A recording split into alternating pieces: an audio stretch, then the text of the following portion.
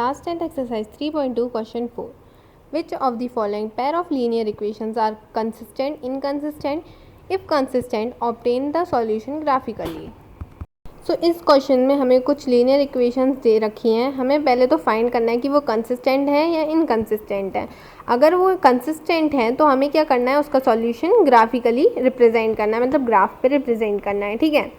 तो सबसे पहले हम क्वेश्चन नंबर फर्स्ट से शुरू करते हैं. क्वेश्चन नंबर फर्स्ट में हमें A1 और A2 को, मतलब ये सारे रेशियोज फाइंड करने होंगे. A1 A2 के, B1 B2 के, C1 एंड C2 के, इन सब के रेशियोज फाइंड करने होंगे. सो रेशियोज फाइंड करने से होगा क्या, हम उन्हें कंपेयर करेंगे एंड देन फाइंड करेंगे कंसिस्टेंट है ये वो इक्वेशन या इनकंसिस्टेंट है. सबसे पहले तो हम देखते हैं कि हमारा जो फर्स्ट इक्वेशन है उसमें हमारा जो A1 है वो है क्या.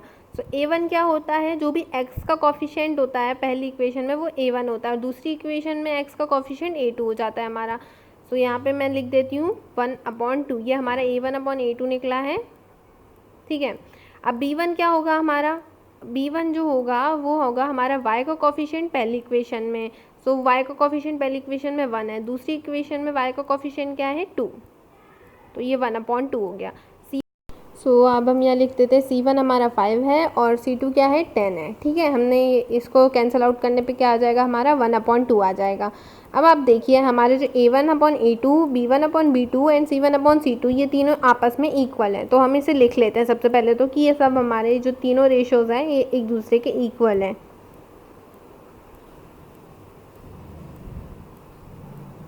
तो ये सब इक्वल आ गए. मैं इसको बॉक्स में इनक्लोज कर देती हूँ.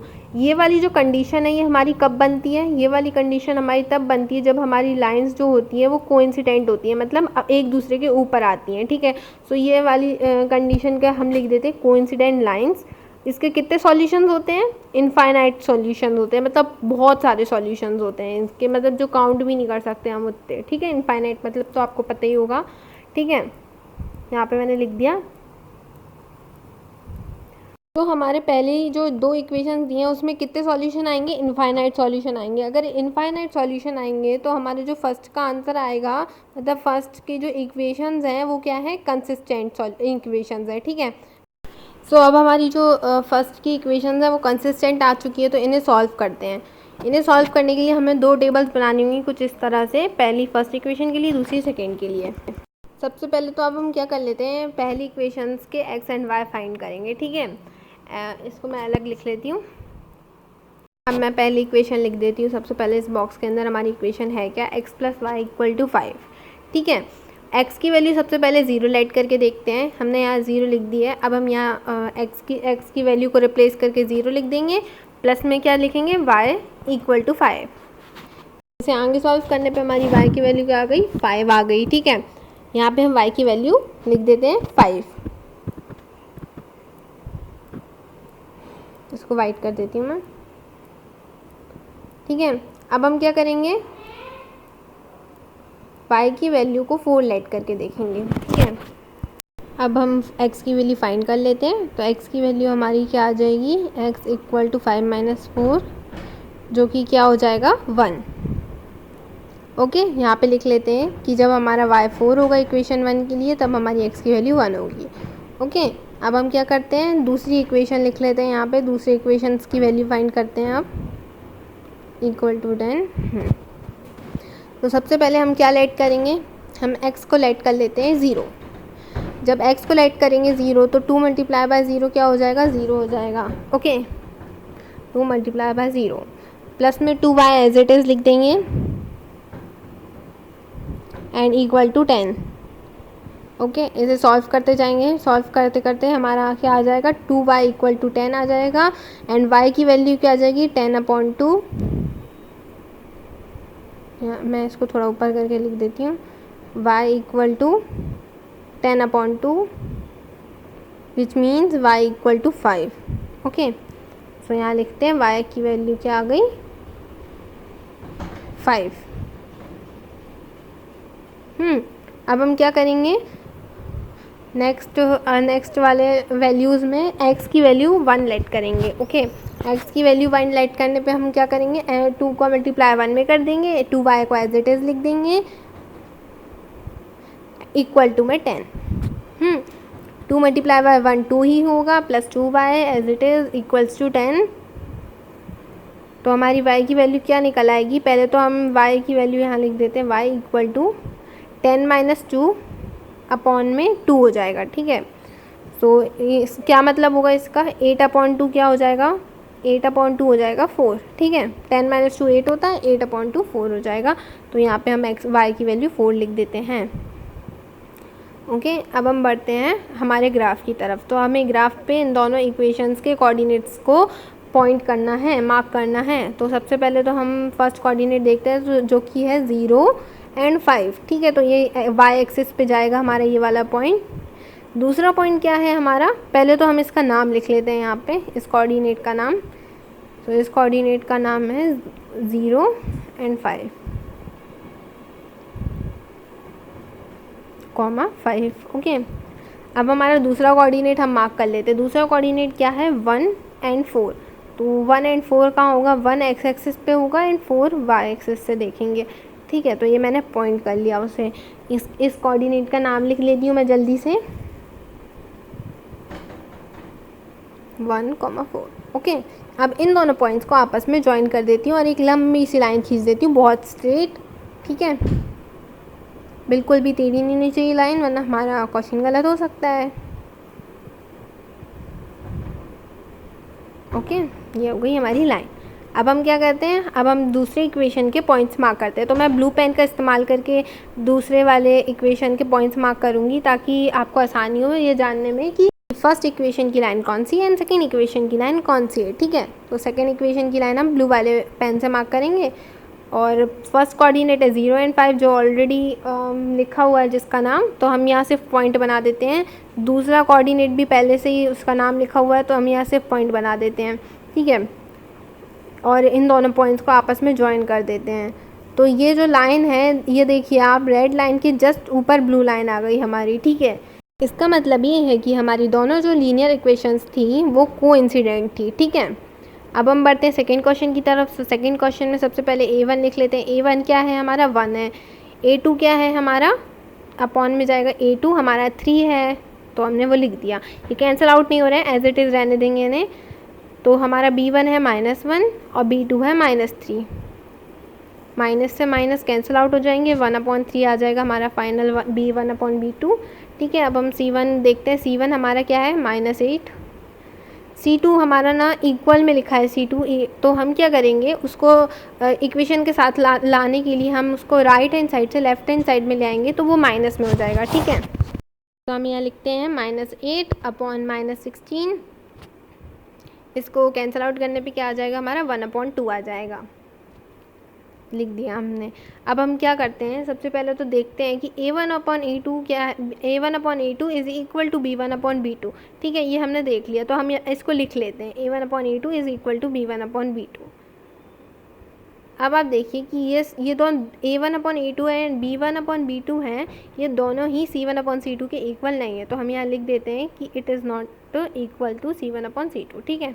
तो अब हम क्या करेंगे, अब हम देख सकते हैं कि जो हमारी लाइंस हैं वो क्या हैं, लाइंस पैरेलल हैं। ये कंडीशन जो हमें मिली है, ये वाली ऊपर की a1 वाली, a1/a2 वाली, ये कंडीशन के हिसाब से जो हमारी लाइंस हैं वो पैरेलल हैं, इनका कोई सॉल्यूशन नहीं आ सकता है। तो हमारा जो आंसर होगा वो क्या होगा, ये लाइंस क्या हैं, इनकंसिस्टेंट, ठीक है। दिस मीन्स कि हमें इसका ग्राफ नहीं बनाना है, ओके। तो यही हमारा सेकेंड क्वेश्चन कंप्लीट होता है। अब हम बढ़ते हैं हमारे थर्ड क्वेश्चन की तरफ, थर्ड पार्ट की तरफ। सो लेट्स मूव ऑन, ठीक है। तो इसमें हम क्या करेंगे, a1/a2 का रेशियो लिख लेंगे, जो कि है 2/4। इनको कैंसिल आउट करने पे 1/2 आ जाएगा हमारा आंसर। b1/b2 का रेशियो क्या हो जाएगा, 1/-2, ठीक है। यहाँ लिख लेते हैं 1/-2। ये कैंसिल आउट तो हो नहीं रहा है, इनको ऐसे ही लिखे रहने देंगे। c1/c2 लिख देते हैं हम -6/-4। इनको कैंसिल आउट करने पे क्या आ जाएगा हमारा, ये 2 की टेबल में आते हैं दोनों ही नंबर्स, तो हम इनको 2 से कैंसिल आउट करेंगे, तो हमारा आ जाएगा 3/2। तो इससे हमें क्या पता चल रहा है, a1/a2 is not equal to b1/b2। ये वाली कंडीशन किसे सेटिस्फाई कर रही है, ये वाली कंडीशन के हिसाब से जो हमारी जो इक्वेशंस हैं वो जो लाइन फॉर्म करेंगी वो एक दूसरे को इंटरसेक्ट करेंगी। इसका मतलब क्या है कि इसका कोई एक यूनिक सॉल्यूशन भी आएगा। पहले हम ये सब लिख लेते हैं, इसकी लाइंस इंटरसेक्ट कर रही हैं, इसकी ग्राफ की लाइंस, ओके। और अगर इसका एक यूनिक सॉल्यूशन भी आएगा, एक पर्टिकुलर सॉल्यूशन भी आएगा, और इन सब ये जो हमने लिखा है इन सब के हिसाब से जो थर्ड इक्वेशन हमें मिली है ये क्या है, कंसिस्टेंट है, ठीक है, कंसिस्टेंट। तो अब हमें क्या करना होगा, इसका ग्राफिकल सॉल्यूशन भी फाइंड करना होगा। तो हम क्या करेंगे, एक दो टेबल ले आएंगे, पहली फर्स्ट इक्वेशन के लिए, दूसरी सेकंड के लिए। पहली फर्स्ट इक्वेशन में क्या करते हैं, हम x की वैल्यू 0 रख के देखते हैं। अब y की वैल्यू फाइंड कर लेते हैं एकदम फटाफट। सो यहाँ पे हमारी y की वैल्यू क्या आती है देखते हैं, चलिए। Equal to 0, y equal to +6 हो जाएगा, क्योंकि वहाँ -6 था, इस साइड ले जाएंगे तो +6 हो जाएगा, ठीक है। अब हम क्या करेंगे, y की वैल्यू को फोल्ड लाइट करके देखेंगे। y की वैल्यू को फोल्ड लाइट करने के बाद हम इसको इक्वेशन में पुट कर देते हैं, ठीक है। तो 2x प्लस 2x क्या हो जाएगा, 2x - 2 equal to 0, 2x equal to, पहले तो हम -2 को इधर +2 में ले जाएंगे, 2x में जो 2 मल्टीप्लिकेशन में था उसको डिवाइड में ले गए और 1 आ गया हमारा, ठीक है। इसी तरह से हम बाकी जल्दी जल्दी वैल्यूज़ फाइंड कर लेते हैं।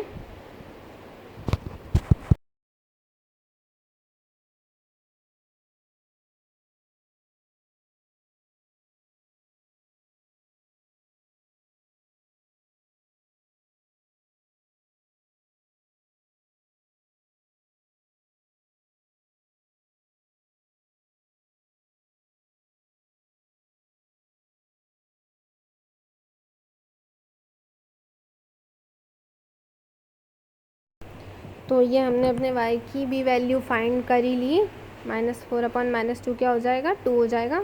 हमने यहाँ y की वैल्यू 2 फाइंड कर ली, ओके। अब इसको ग्राफ पे रिप्रेजेंट करते हैं, ठीक है। ग्राफ पे रिप्रेजेंट करने के लिए सबसे पहले तो हम इसका पहला कोऑर्डिनेट मार्क कर लेते हैं। पहला कोऑर्डिनेट है 0 और 6, उसको मैं रेड पेन से मार्क कर रही हूँ, ठीक है। दूसरा कोऑर्डिनेट क्या होगा, 1 और 4, तो मैं उसको भी रेड पेन से मार्क कर रही हूँ। अब मैं कोऑर्डिनेट्स के नेम लिख देती हूँ जल्दी से, ठीक है, दोनों कोऑर्डिनेट्स के। दूसरे कोऑर्डिनेट का नेम क्या है हमारे, 1 और 4, ठीक है। अब इन दोनों पॉइंट्स को हम ज्वाइन कर देते हैं स्ट्रेट लाइन में, एकदम एक्यूरेट लाइन होनी चाहिए। हम ये लाइन को पूरा एक्स एक्सिस तक एक्सटेंड करेंगे, ठीक है। ये हमने अपनी पहली लाइन खींच ली है। अब हम बढ़ते हैं हमारे दूसरे इक्वेशन की लाइन की तरफ। तो पहला कोऑर्डिनेट क्या है दूसरे इक्वेशन का, 1 और 0, तो 1 और 0 को मार्क कर लेते हैं। तो एक्स एक्सिस पे आ रहा है वो हमारा कोऑर्डिनेट का पॉइंट, ठीक है। मैं ब्लू पेन का यूज़ कर रही हूँ ताकि आपको दोनों लाइनों में अंतर पता चले। दूसरा कोऑर्डिनेट है हमारे 2 और 2, उसको भी मैं मार्क कर लेती हूँ। देन एक स्ट्रेट लाइन खींचती हूँ, ठीक है। अब मैं इसको ज़्यादा लंबी नहीं कर रही हूँ, क्योंकि जो हमें आंसर चाहिए था वो मिल गया है हमें। यहाँ पे पहले मैं कोऑर्डिनेट्स के नेम लिख देती हूँ, फिर आपको समझाती हूँ हमें क्या चाहिए था आंसर में। 2 और 2, हमें एक ऐसा पॉइंट चाहिए था जहाँ ये इंटरसेक्ट करे तो हम x एंड y की वैल्यू लिख सके, ठीक है। सो हमें x एंड y की वैल्यू क्या मिली है, 2 और 2, ठीक है। ये यहाँ पे इंटरसेक्ट कर रही हैं, ठीक है। तो यहाँ पे 2 और 2 यहाँ पे लिख देते हैं, x equal to 2 and y is equal to 2।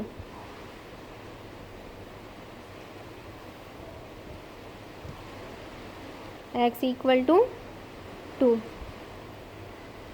और y की भी वैल्यू क्या है हमारी, 2 ही आई है, तो वो भी लिख देते हैं। सो इसी तरह हमारा ये जो थर्ड पार्ट है वो भी सॉल्व हो जाता है। अब हम बढ़ते हैं हमारे फोर्थ पार्ट की तरफ। फोर्थ पार्ट में हम सबसे पहले तो रेशियोज फाइंड कर लेते हैं, A1/A2 का, B1/B2 का एंड C1/C2 का। तो हमारा A1 क्या है, 2/4, कैंसिल आउट करने पे 1/2 आ जाएगा। जल्दी जल्दी करते हैं हम ये, ठीक है। B1/B2 क्या हो जाएगा, -2/-4, इसको कैंसिल आउट करने पे 1/2 आ जाएगा, ठीक है। C1/C2 क्या है हमारा, -2/-5, कैंसिल आउट कर देंगे हम इसमें से माइनस साइन को, तो 2/5 आ जाएगा, ठीक है।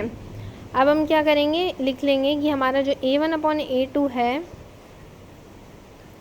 है ये किसके इक्वल है, B1/B2 के। पर जो C1/C2 है वो इन दोनों के इक्वल नहीं है, तो यहाँ नॉट इक्वल को साइन लगा देते हैं, C1/C2। ठीक है। तो यह इसका मतलब क्या है कि ये इसकी जो लाइंस होंगी वो कैसी होंगी, वो लाइंस इसकी पैरेलल होंगी। तो यहाँ लिख लेते हैं, सो लाइंस आर पैरेलल। इसका कोई सॉल्यूशन भी नहीं निकलेगा, अगर इसकी लाइंस ही पैरेलल नहीं है तो इसका कोई सॉल्यूशन ही नहीं निकलेगा। तो यहाँ पे क्या लिखेंगे, नो सॉल्यूशन।